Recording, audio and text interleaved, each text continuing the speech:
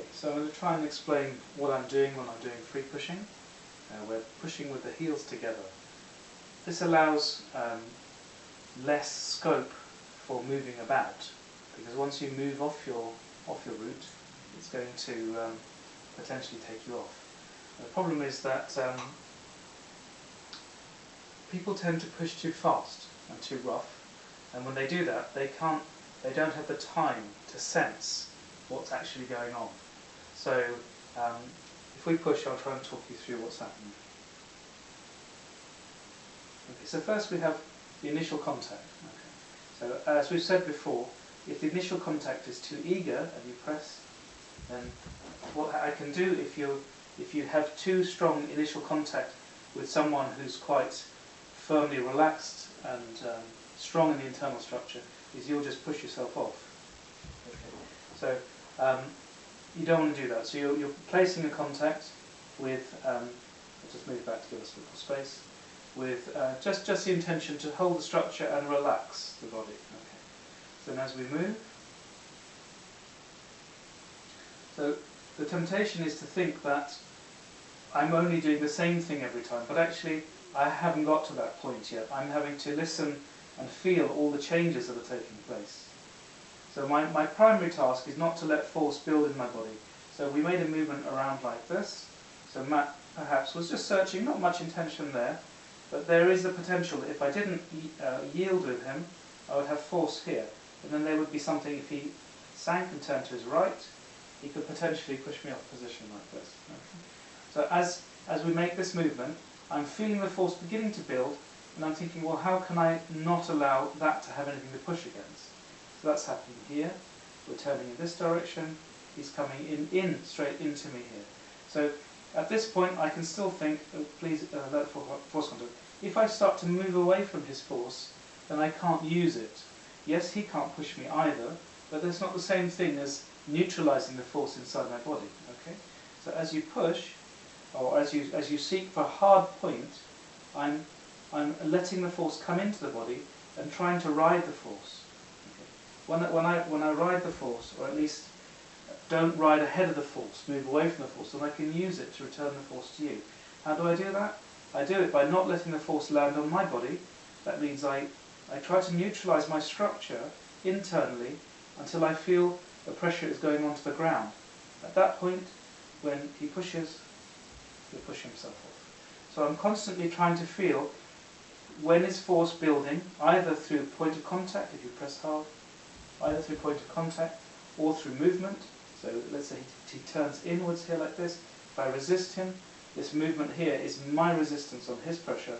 So when I do that, I'm instead allowing the force to come in, because then I can use the force to issue off.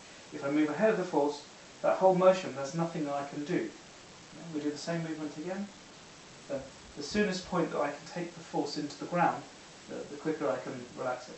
Now, when we're making a movement that's essentially not onto my centre, then the only force, there's only two forces available now. It's from you trying to press me, okay, but if I don't let it land, then there's no contact force inside my body. So if you try to press me, then I could utilise the muscular force inside your body to take you up. It's different to what I was doing, okay? Again, you try to press me, you're looking for something to hard to press, keep going. I can expand that muscular force inside his body and take him out, but I've got a stable structure myself. So I'm not soft internally, I'm just more stable than you are, and I'm letting your force push you out, okay? But if you move in, I don't let your force yield, okay? So it's the same kind of movement you're using before, just not letting force. But if I'm tight inside my body as you move in, now then force is building in my structure, you can feel that, okay? So I don't want that to happen, but I don't want to just, equally, I don't want to just move around to the point that I get stuck. So I've been really floppy, and now I'm stuck. Or I'm tense, and I'm tense the whole time. Okay. So what do I do instead? With the force that you're trying to apply, I adjust my structure. Now the force is in the ground. You feel that, yeah? So it's a question of how quickly and fully I can do that. Yeah? So because I only consider myself to be at an intermediate level, it's taking me some time to do the movement. Okay. So as you push, it's taking me until about now, and then you can continue. Okay. So it's a question of how quickly you become disconnected. Yeah. So disconnected means how have you lost your ability to get support from the ground. Okay. So are you using force in your body to try and get contact? Am I letting the force build in my structure? Am I moving ahead of the force as it's being applied to my body? How do I neutralize it to try and find a pathway to the ground?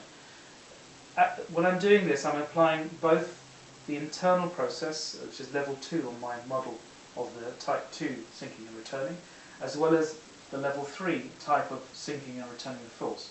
So I'm letting the body go in position, which is more like level 2, which is the internal process, as well as in movement, which is more like the actual sinking. So it's letting go in position, letting go in movement. Okay. So when we're moving here like this, I'm not just relaxing my body statically. Because I've got a stronger internal structure than you, I could just let go statically and send the force back.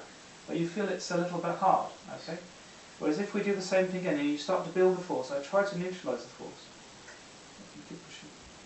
You can feel it's soft. And how would you describe that feeling? Definitely much softer and less of a direct feeling. Do you feel it as clearly, or do you feel yourself pushing off a little bit?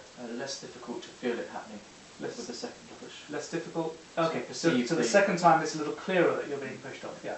So the third level, where you're sinking more in motion, is more subtle. It'll take you out as effectively, but you'll have less that you can do with it because you can't feel it happening. Yeah.